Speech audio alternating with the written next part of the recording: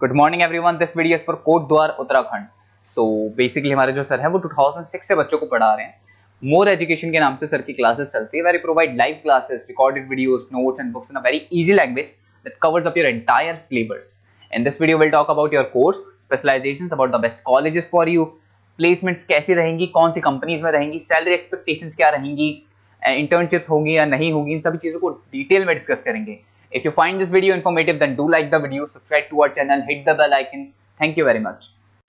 ये वीडियो मैं उन स्टूडेंट्स के लिए बना रहा हूँ those who are planning for MBA का प्लान कर रहे हैं, टॉप 20 स्कूल से प्लान कर रहे हैं। उसके लिए एक एग्जाम लगता है कॉमन एडमिशन टेस्ट। इसके ऊपर बहुत डिटेल में डिस्कस करेंगे। आईएम्स तक कैसे पहुंचना है उसको अपन डिस्कस करेंगे। इसके अंदर कैट एग्जाम की इंपॉर्टेंट डेट्स, कैट एग्जाम क्या होता है, एग्जामिनेशन पैटर्न क्या है, एलिजिबिलिटी क्या है, एग्जामिनेशन स्ट्रेटजीज क्या है, कैसे आपको एग्जाम देना चाहिए, आईएम्स तक पहुंचेंगे तो उसके कट ऑफ्स क्या होंगे और नॉन आईएम्स कॉलेज के कट ऑफ क्या होंगे, सब डिस्कस करेंगे। न्यूज़पेपर में आया था 42% कम 2027 तक मशीनें करेंगी। तो आर्टिफिशियल इंटेलिजेंस और मशीन लर्निंग की बहुत जबरदस्त डिमांड आने वाली है। तो आप लोग एमबीए में जो स्पेशलाइजेशन चूज करेंगे, वर्ल्ड इकोनॉमिक फोरम भी ये बात बोल रहा है कि इसमें फास्टेस्ट ग्रोइंग जॉब जिसमें आपको big data specialist, fintech engineer, AIML, software developer 2025 से लेकर 30 के बीच में इनकी डिमांड आएगी। तो आप एमबीए में जो स्पेशलाइजेशन चूज करें उसमें ये वाले स्पेशलाइजेशन रखना, फिनटेक वाला, बिग डेटा वाला, इसकी जबरदस्त डिमांड आने वाली है। बहुत सारी जॉब्स है जो जाने वाली है, जैसे 2025 से 30 के बीच में आपका पोस्ट ऑफिस क्लर्क है, बैंक टेलर है, data entry, cashier, ticket checker.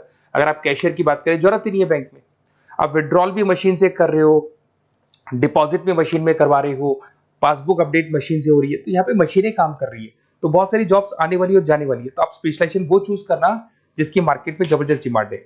Basically मेरा क्लासेस चलता है, मैं एमबीए को पढ़ा रहा हूँ 2006 से।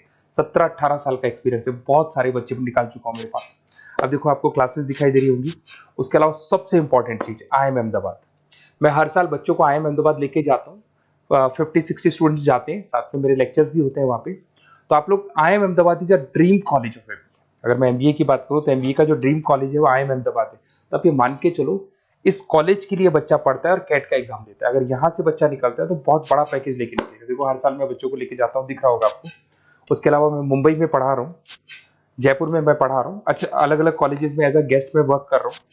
अच्छा, 2008 से मैं बुक्स भी लिख रहा हूँ। तो 2006 में पढ़ाना शुरू किया था, 18 साल हो गए, और 16 साल से मैं बुक लिख रहा हूँ। 2008-10 में बहुत सारी बुक्स लिखी है। मेरे वीडियोस भी हैं, आपको यूट्यूब पे वीडियोस मिल जाएंगे। मैं सैंपल्स आपको शेयर करूंगा जो जिसका रिक्वायरमेंट होगा।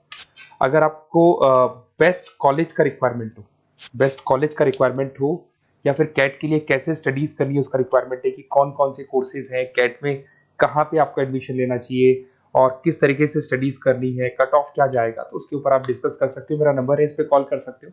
बाकी मैं अगर क्लास में रहता हूँ तो आप मेरे को व्हाट्सअप कर सकते हो अपना name, number, city, state, course और कहाँ से आपको अपना एमबीए करना है और किस तरीके से कैट का प्रिपरेशन करना है। अब अपन आते हैं एक एक करके कैट के स्पेशलाइजेशन पे। What about CAT? देखो कैट का जो एग्जाम है वो आईएम्स लेता है, इंडियन इंस्टीट्यूट ऑफ मैनेजमेंट। इसमें एमबीए पीजीडीएम करवाता है। मोड आपका जो है ऑनलाइन बेस होता है, कंप्यूटर बेस्ड मोड होगा आपका। ड्यूरेशन 2 घंटे का आपका पेपर होगा। इसमें आपको verbal ability, reading comprehensive, data interpretation, logical reasoning and quant मिलेगा। तो 3 सेक्शन में डिवाइडेड है पेपर। आपको हर सेक्शन में 40 मिनट्स मिलती है। 2 घंटे का आपका पेपर है, तो उसको कंप्लीट करना है। तो इसमें पढ़ना कैसे है, उसकी स्ट्रेटजीज क्या है, इसको अपन आगे डिस्कस करेंगे। देखो आपको इंपॉर्टेंट डेट्स दिखाई देंगी। नोटिफिकेशन इसका जुलाई 25 तक आ जाता है। उसका रजिस्ट्रेशन अगस्त में स्टार्ट होते हैं। सितंबर में आपका लास्ट डेट है। एडमिट कार्ड अक्टूबर में आता है। नवंबर में लास्ट संडे, जो लास्ट संडे होता है नवंबर का, उस दिन एग्जाम लगता है इसका, और जनवरी तक रिजल्ट आ जाता है। अब देखो इसमें बहुत सारी चीजें जो अपन डिस्कस करेंगे। टोटल इसमें 66 मार्क्स का पेपर होता है, वेरी भी करता है थोड़ा बहुत। 40 मिनट्स पर सेक्शन को मिलता है। इसके अंदर आपका इंग्लिश है, रीजनिंग है, क्वांट है, इनके लिए अलग अलग टाइम मिलता है। 1/3 इसमें नेगेटिव मार्किंग रहती है। मतलब अगर आपने कोई किसी ऑप्शन बेस्ड क्वेश्चन को तुक्का मारने की कोशिश की तो 1/3 कट जाएगा।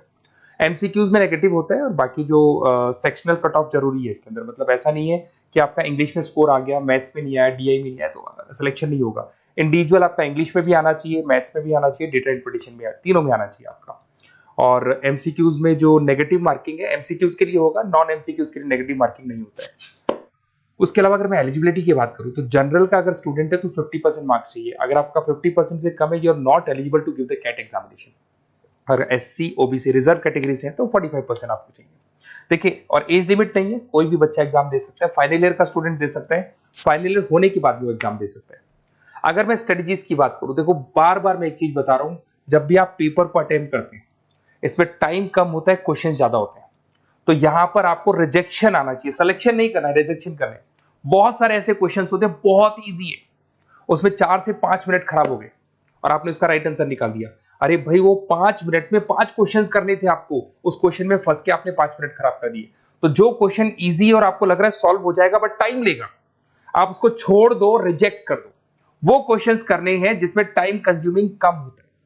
आप अगर टाइम को एकदम से वेस्ट कर देंगे ना तो बाद में रियलाइज होगा टाइम चला गया, क्योंकि मैनेजमेंट एप्टीट्यूड टेस्ट है, जैसे गवर्नमेंट एग्जाम के टेस्ट होते हैं। तो यहाँ पर क्या टाइम सबसे बड़ा इंपॉर्टेंट फैक्टर होता है आपका। तो बेसिकली एक्यूरेसी होना चाहिए, स्पीड होना चाहिए और आपका टाइम बैलेंस होना चाहिए, और साथ के साथ कौन सा क्वेश्चन छोड़ना है और कौन सा करना है। बहुत सारे क्वेश्चन होते हैं जिसमें लालच देता है, करो करो करो, बाद में पता लगता है फंस गया उस क्वेश्चन के अंदर, और फंसने का टाइम चला गया। तो टाइम नहीं जाना है इसके अंदर। उसके अलावा देखो, अगर मैं आईएम्स की बात करता हूँ, आईएम्स में 99% है, आईएम अहमदाबाद इज 99% आपको चाहिए। उसके बाद में अगर मैं बात कर दूं, बेंगलोर 99, कोलकाता 99, लखनऊ में 97 टू 98 चाहिए, इंदौर कोझीकोड में 95 टू 97। तो परसेंटाइल तो मान के चलो, अगर आपको टॉप कॉलेज चाहिए ना तो 99 प्लस परसेंटाइल चाहिए आपको, ठीक है। उसके अलावा अगर अपन देखते हैं एफएमएस दिल्ली, नॉन एक्सेप्टेबल जो कैट का एग्जाम तो लेते हैं बट नॉन आईएम्स है, वो भी 99 मांगता है। एसपी जैन भी 85 टू 95 मांगेगा। एमडीआई गुड़गांव 95 परसेंटाइल मांगता है। आईएनटी गाजियाबाद 85 टू 90 मांग रहे हैं। तो कॉलेजेस तो बहुत हैं, और ये मान के चलो आप 80 से लेके 99 के बीच में अगर आ जाते हो तो आपको टॉप 20 स्कूल्स मिल जाएंगे। अगर आईएम्स भी नहीं मिलता है तो उसके नीचे के स्कूल्स मिल जाएंगे। बाकी अगर इसको डिटेल में आपको डिस्कस करना है तो मेरा नंबर है, आप कॉल कर सकते हैं। अच्छा, उसके अलावा मेरा नंबर आपको दे दिया मैंने, अगर मैं कल क्लास में हूं या कॉलेज में और फोन नहीं उठाता तो व्हाट्सएप कर देना, अपन डिटेल में डिस्कस करेंगे सारी चीजें, और कहां से आपको कैट करना चाहिए, कौन सा इंस्टीट्यूट बेस्ट रहेगा वो भी मैं आपसे डिस्कस करूंगा, कौन से कॉलेज में आपका एडमिशन लेना चाहिए वो भी डिस्कस करेंगे, किस तरीके से आपको पढ़ाई करनी है, नोट्स कैसे मिलेंगे, वीडियोस कैसे मिलेंगे, सब डिस्कस करेंगे। Okay, best of luck for your CAT examinations. और कोई कॉलेज से रिलेटेड क्वेरी है तो वही आप मेरे को कॉल कर सकते हैं। Okay, best of luck.